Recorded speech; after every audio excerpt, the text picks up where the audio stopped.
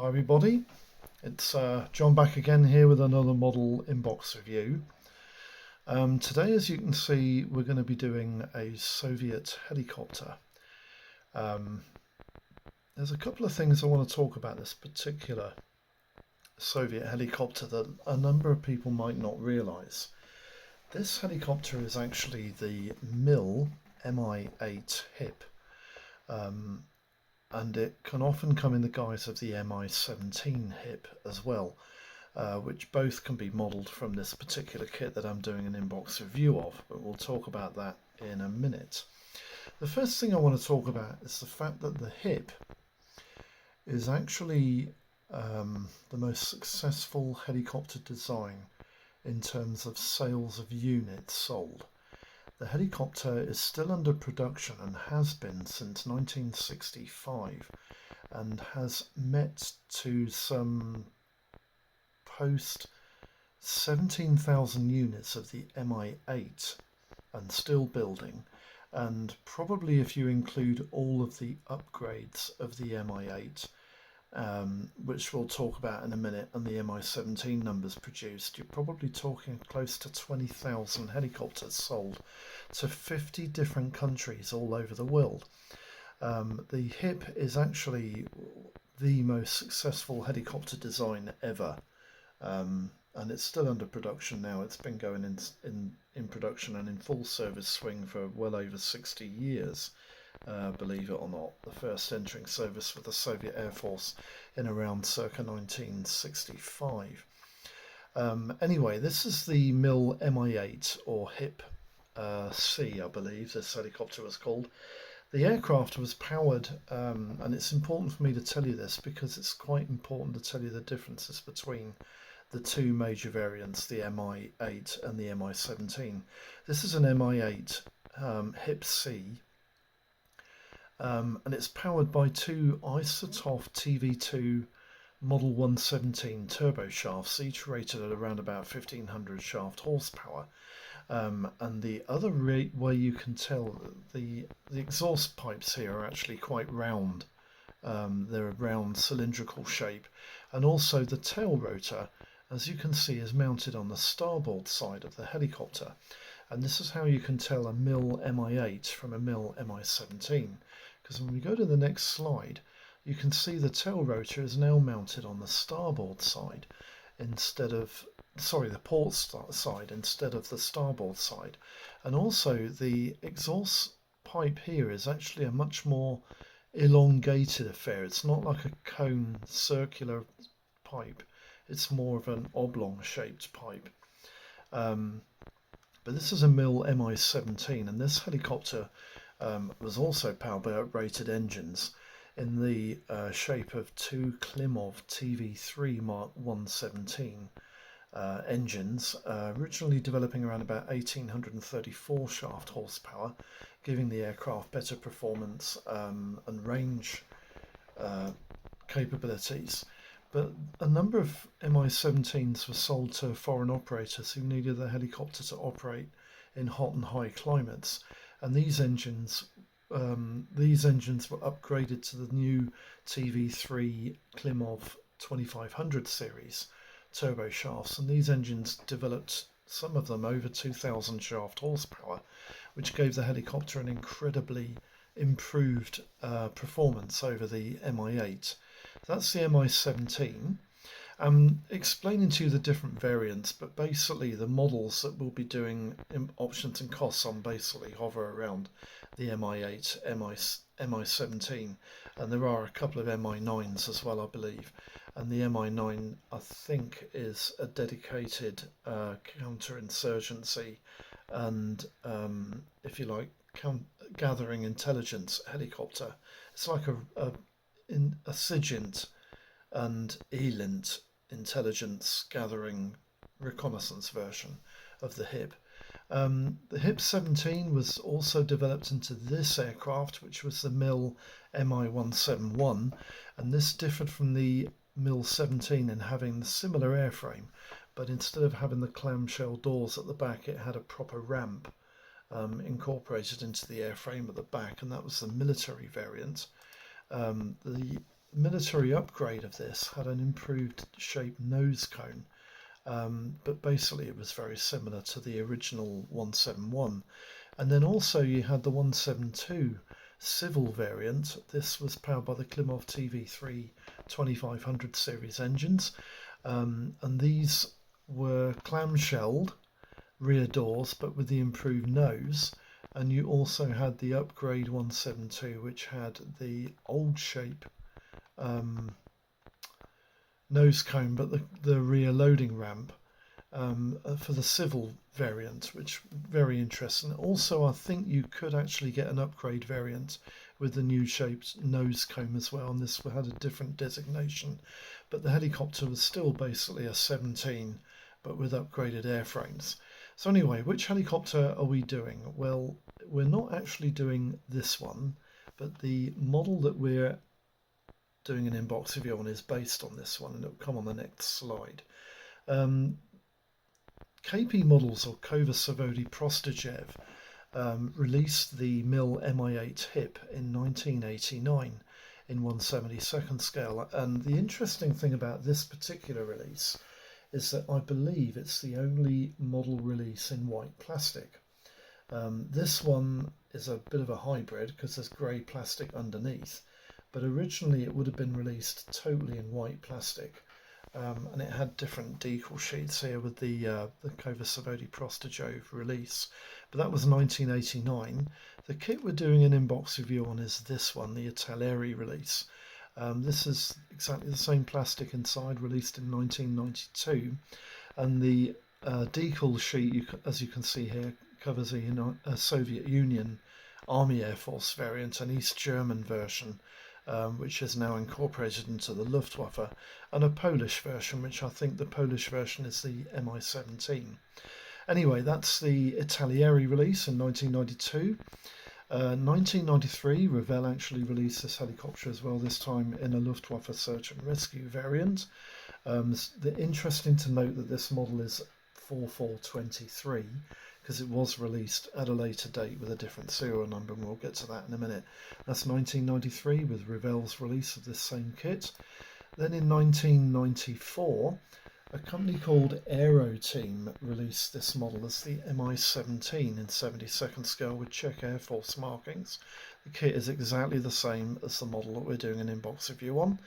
And then in 1994, we went through to 1999, and Copro, or KP Mastercraft, got a hold of this kit, and they released the aircraft with the same markings as the German Air Force released from Revell. 1999 release there. 1999 saw a lot of releases of this kit. Copro Mastercraft also released this kit later in that year, 1999. Slightly different box with a darker pieces of writing here to illustrate what the aircraft subject is. And also in 1999, Copro Mastercraft released what was called a Warsaw Pact variant of the Mi-8 hip. This was the early variant of the box, which had quite an orangey style box lid. And then you went into 1999 with Copro Mastercraft's release of the Mi-17. Note you had, I'm not sure if these were included in the kit, because I'm sure these are not part of the original Kovasavody Prostojev release, but they're showing you with these new sort of tropical air filters, sand filters that go over the helicopter's exhaust pipes there. But that's a Mi-17 released in 1999. Then also in 1999 you had a civil version of the Mi-8 released under serial number 04492 from Revell. This again is the same kit that you got in the Kovasavody Prostojev release. And then in 1999 also Copro Mastercraft released this kit again, this time with a slightly more redder background on the box lid, but it was exactly the same kit of the Warsaw Pact variant of the Mi-8. 1999 also saw a re-release of the original Revell kit, this time with a new serial number 04423. It's exactly the same kit as what was released earlier from Revell, and is the same plastic parts as what you get in the kit that we're doing an inbox review of. 1999 went through to 2008, and Copro on their own released the SAR variant of the Luftwaffe Mi-8 HIP. And then from 2008 you went through to 2009, and a company called Copro Air Molds, they released the Mi-8 HIP, interestingly in an unusual colour scheme. 2009 release there of the Mi-8 HIP from Air Molds, Copro Air Molds, sorry. Then in 2009 also Copro Models released the Mi-17 specialised variant, again with these weird sand filters over the exhaust pipes. Interesting there, 2009 release from Copro of the Mi-17. And then in 2010 KP Models released the original SAR variant of the Mi-8 HIP. 2010 went through to 2013, and you had the Mi-17 release of the HIP from KP Models. Interesting colour scheme there. And they also released this variant of the Mi-8 HIP as a Warzone Afghanistan variant. It's an interesting look at the colour scheme, because I quite like the look of that colour scheme. It's quite typically Russian, isn't it? It would be very interesting to see if these options gave you those sand filters for the exhaust pipes, but that's interesting. But there we go, that's the Mi-8 version from the Afghan war from KP Models in 2013. Then in 2016 SMER came on the scene with two variant releases. First of all, one of the Mi-8 SAR variant from the Luftwaffe, and another one of the Mi-7. They're saying it's the Mi-8, but it's not, it's the Mi-17, because the tail rotor's on the port side of the helicopter instead of the starboard. But it is released as an Mi-8 in 2016. And then in 2017, Mr. Craft came on the scene with a release of the Mi-8 HIP Warsaw Pack variant. Again, this had the orangey style box lid. Then in 2019, a company called Model CZ released a Mi-9 variant in the Czech Air Force markings. The Mi-9 was a dedicated assault and attack helicopter, but this one for some reason doesn't seem to have any sponsons. It has sponsons on it, but it doesn't seem to have any weapons fit poles onto the side. They also made in the Mi-9 a dedicated reconnaissance variant, and I think this kit might be released in that type of variant as well. Just before we go into the inbox review, I wanted to show you a couple of sprue trees. This first one is of the Zvezda kit, and I'm showing you these because I want you to see the difference in the sprues that you get on the three leading kits. The Zvezda model is an option that you could go for in 1/72nd scale, and I think this kit is slightly superior in terms of quality to the model that I'm doing an inbox review on. But I also think that this kit, the Hobby Boss kit, is, I think, probably on a par with the Zvezda kit in terms of quality, but I think the Hobby Boss kit will probably have better engineering and will probably be an easier build. But anyway, that's the Hobby Boss sprue. I just wanted to quickly show you those two because I find them quite interesting. Anyway, there's a nice picture of a Mi-8 HIP C. The Mi-8 was typically called by NATO the HIP C, and the Mi-17 was typically called the HIP T. They had lots and lots of different designations through the Soviet Air Force, but basically that's what the options and costs cover, basically just the Mi-8 and the Mi-17. Anyway, we'll just bring the camera down quickly and let's have a look at this interesting kit. Let's see if I can bring the camera down without. There we go. There. It's quite a large box. There's my hand over the box. It's about 4 times the size of my box width-wise, and it's about 1.5 times the height. Quite a big box. I quite like the image on the front there. It's quite nice. It's by Polyskill. Is that? signed on there. Italeri 1/72 scale shell, model kit serial number 021, and it's showing you the depiction of the Mi-8 and the Mi-17 hip there, and the decals included in the box cover the Soviet, German and Polish variants. I'm pretty sure the Polish variant is actually the Mi-17. On the side of the box you've got some information there about the helicopter in different languages. Maybe 8 different languages there, which is quite interesting. On the side you've got just a repetition of what was on the top and some more information there about the helicopter in more languages. Japanese, I don't know what that language is, I don't know what that one is either, but yeah, interesting. And on the back you've got very similar to the other side. Anyway, let's have a look. Let's get the box open and let's have a look, see what we actually have inside here. Because when I first opened this kit's box, I was sort of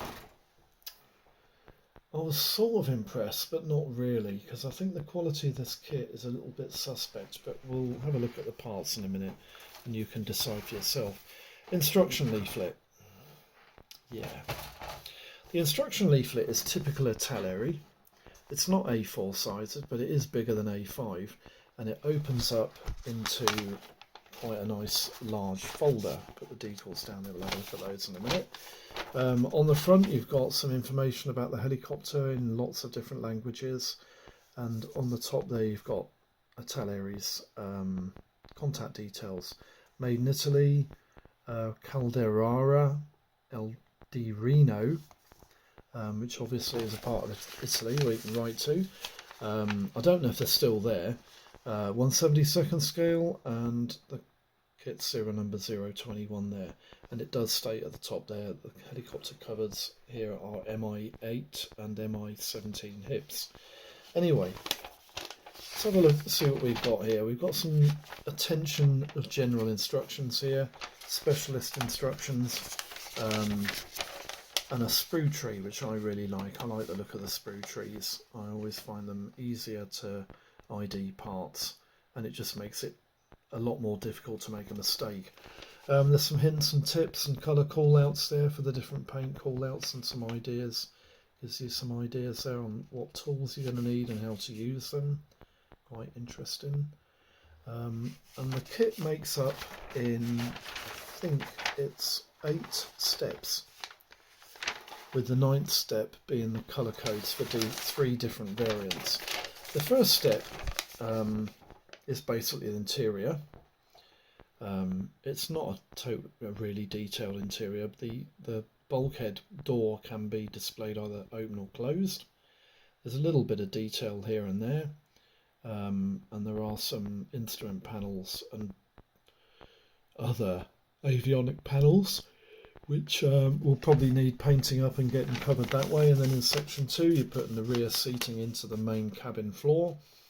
Section 3 you're putting all the side windows into the fuselage halves and then marrying the fuselage halves together. Section 5 you're putting the rotor hub into place. Interest in that. And the engine assembly. Yeah, quite straightforward. Section 4 and section 5 you're putting the forward glazing, tail rotor assembly and the nose wheel gear into place. Yeah, quite straightforward. Section 6, putting the main rotors together and the rear or main undercarriage oleos and wheels, and the rear skid arrangement with a few bits of avionics and aerials there, quite easy.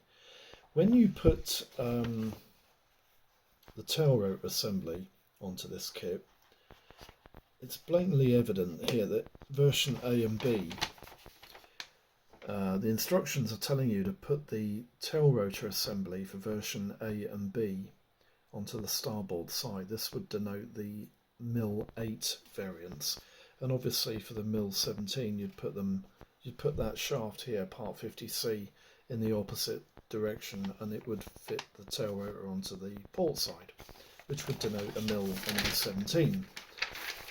Then in section 7, as I said before, you're putting the engine assembly cowlings, and there it's showing you the 17 configuration for the tail rotor assembly, and then in part 8 you're putting the armament fit onto the helicopter. The hip was actually quite a heavily armed assault transport. In many ways it was probably slightly more formidable in terms of armament fit than the Hind, because the Hind only had two sponsons either side of the fuselage.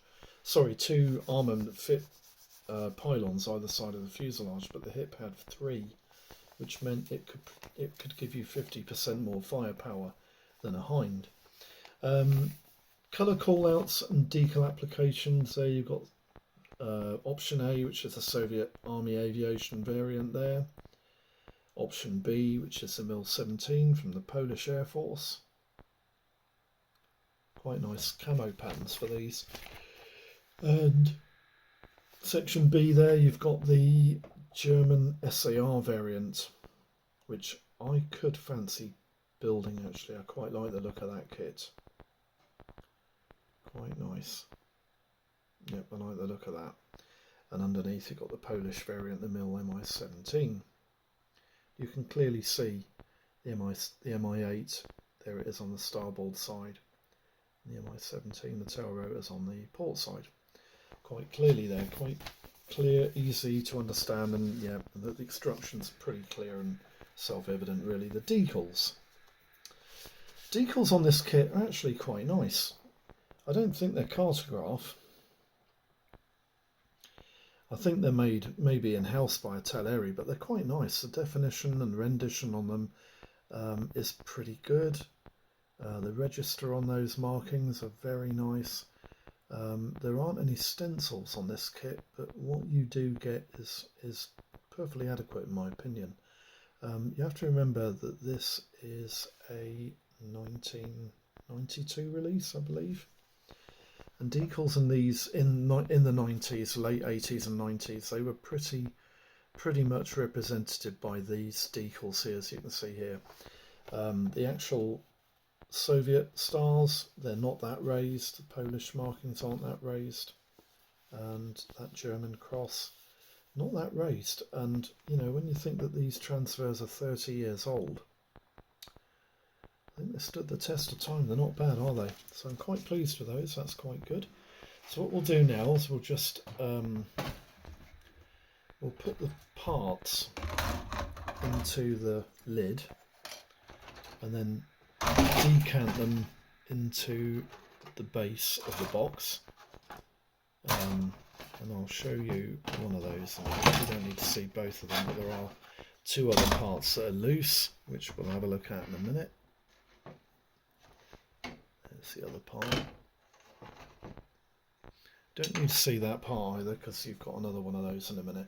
Anyway, transparencies. A lot of people think that the quality of the transparency denote the quality of the kit.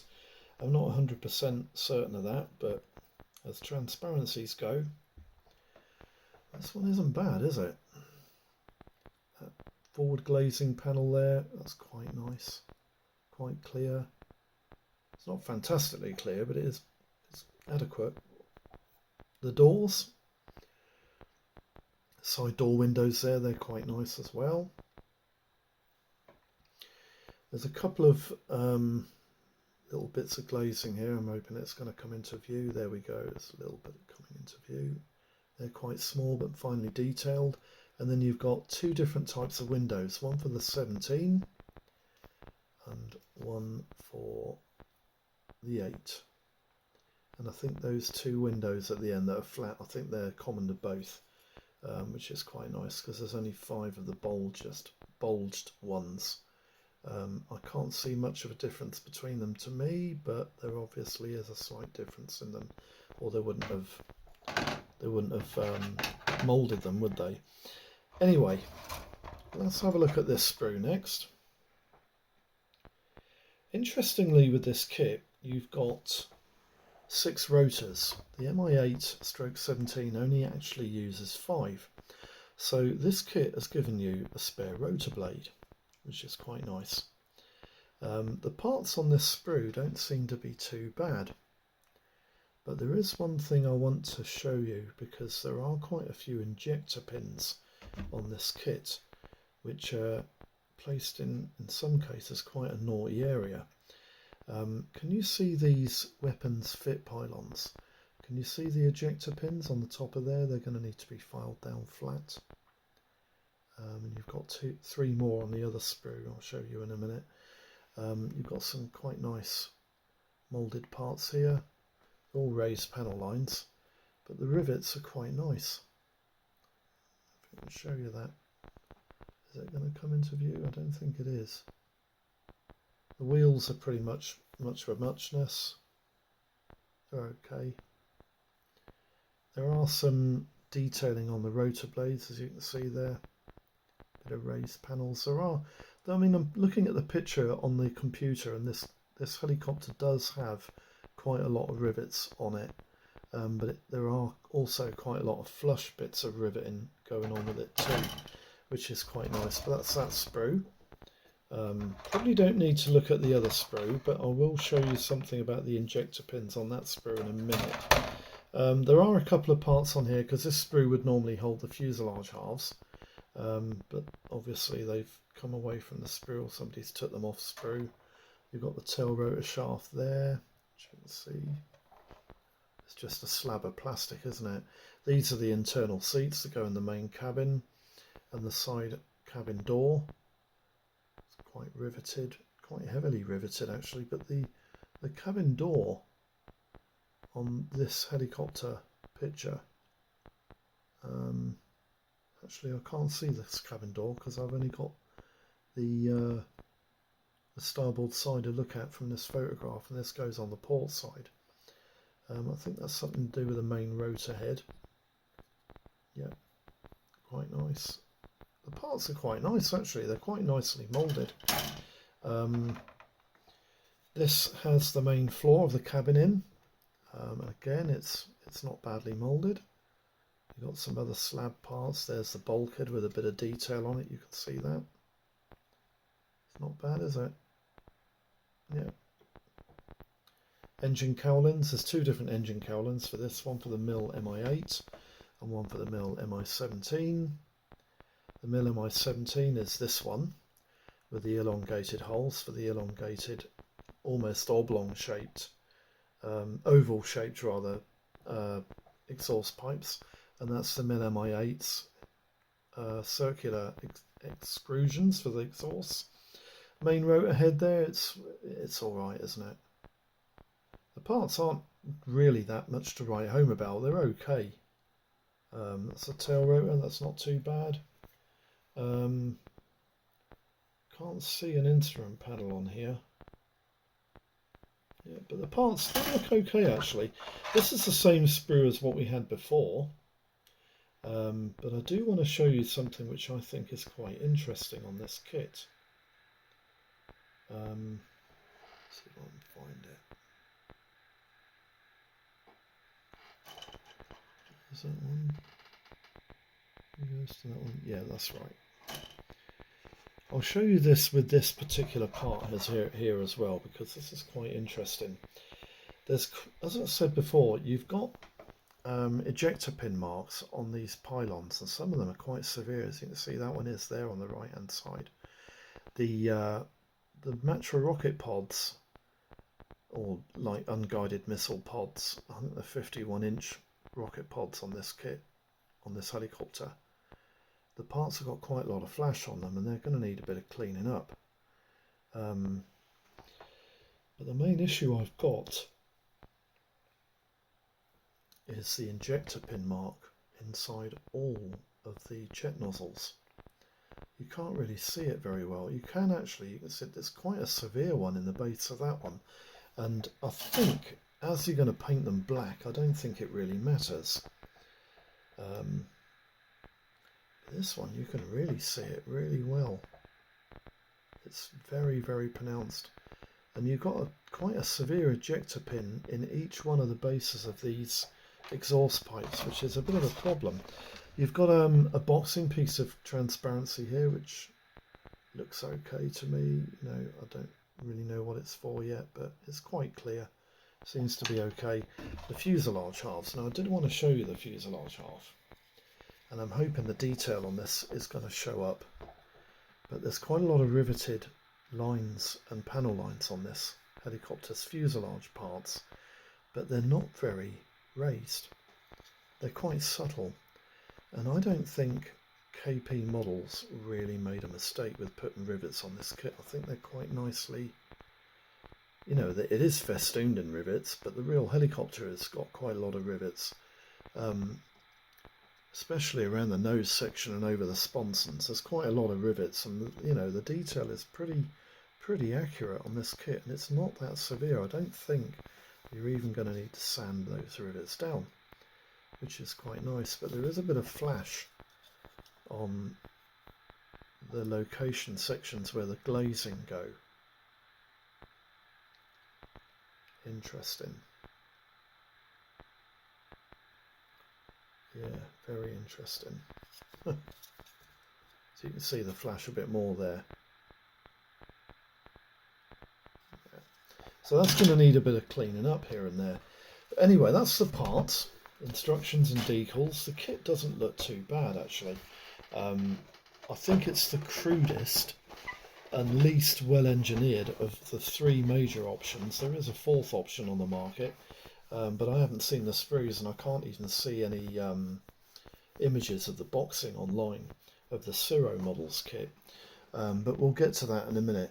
Anyway, what I thought I'd do is I'll just close this video down by going through the Gumph and explain a little bit about this particular kit in length.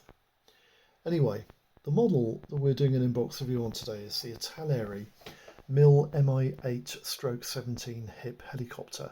Its serial number is 021. The release date was 1992, although the original kit is based on the KP release of 1989. The model's released in 1/72nd scale, and there are three decal options. The first is for a Mi-8 of the Sevastopolsky Regiment Soviet Army Aviation based in Bagazig in 1967 to about 1991. The second variant is of a Mi-8 of the Search and Rescue Flight Bundeswehr Luftwaffe, formerly East German Air Force, based at Fundeswald from 1967 to the present day. The third option is a Mi-17 of the 37th Polk Smyglokow Transportowicz Polish Air Force from about 1968 to 1990. The part count is 163 parts on 4 grey plastic sprues and 28 parts on 1 transparent sprue, making 191 parts in total.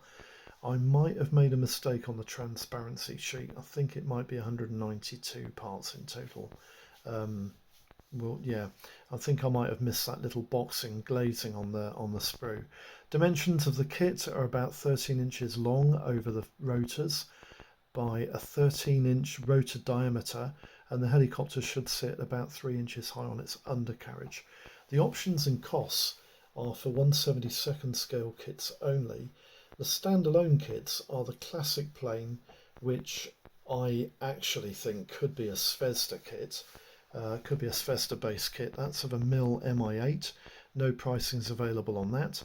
The Hobby Boss offering is of a Mi-8/17 hip. These kits retail for anything between £6 and £22. Also, the KP model Kovasavody Prostojov kit of the Mi-8/17 hip helicopter retails for about £4 to £16.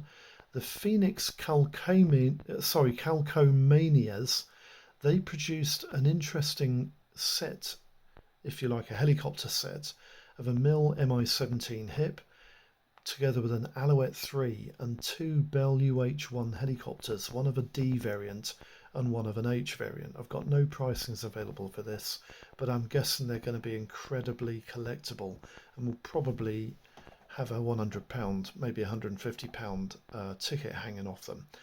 The Zvezda kit of the Mi-8/17, that kit retails for about £12 to £57, but usually retails for around about 15 quid. Reboxed models, Aero Team model of the Mi-17, Rebox KP kit, no prices available for that. Acura, they do a Mill Mi-8 hip, which is a Reebok Svezda kit. No prices available on that. Arc Models do a Mill Mi-8 hip upgrade, which I believe is a Reebok Hobby Boss kit with additional parts to produce the revised nose section. Bilek do a Mill Mi-8 stroke 17 Reebok Svezda kit for about £14 to £18. The Arc model, and sorry I haven't got any prices on that. Ciro Models, which do a Reebok KP model of the Mill Mi-8 hip, no prices available on that. The IBG offering of the Mill Mi-17 hip, which is a Reebok Hobby Box kit for about £25–35. Italeri kit of the Mill Mi-8 stroke 17 Reebok KP model goes for about £15 to £30. The Copro model of the Mill Mi-8 stroke 17 hip helicopter Reebok KP kit goes for about £8 to £12.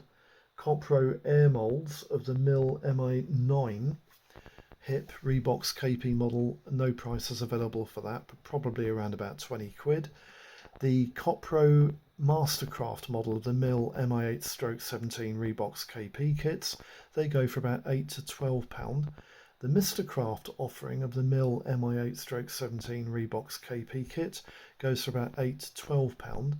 The Model CZ of the Mill Mi-9 hip Reebok KP kit, no prices available on that. Revell did two reboxings, both of Mi-8s. One is a KP Reebok kit for about £9 to £20, and the other one is a Reebok Svezda kit for about £12 to £26. SMER also released the KP model as a Mill Mi-8, and that went for around about £13 to £19. Now then, conclusions. Well, as you can see from the sprue shots I showed earlier, I don't think this kit is the best Mi-8 kit available of the hip in 1/72nd scale, but the Hobby Boss kit will sure be a better fit and easier build. The Svezda kit looks to be a better rendition, but similar in moulding quality to the KP based kits. The subjects covered by all of the kits mentioned in this review are all Mi-8T or Mi-17 1V hips, apart from the two variants which cover the Mill Mi-9.